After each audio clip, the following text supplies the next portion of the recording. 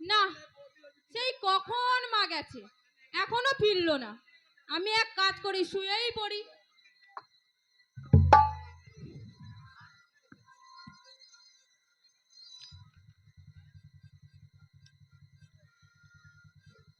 ও বাপ গো, মল্লি গো বাবা। হ্যাঁ ননি, ননি, হ্যাঁ বিটি, ওর মায় আমার। কি হয়েছে মাই?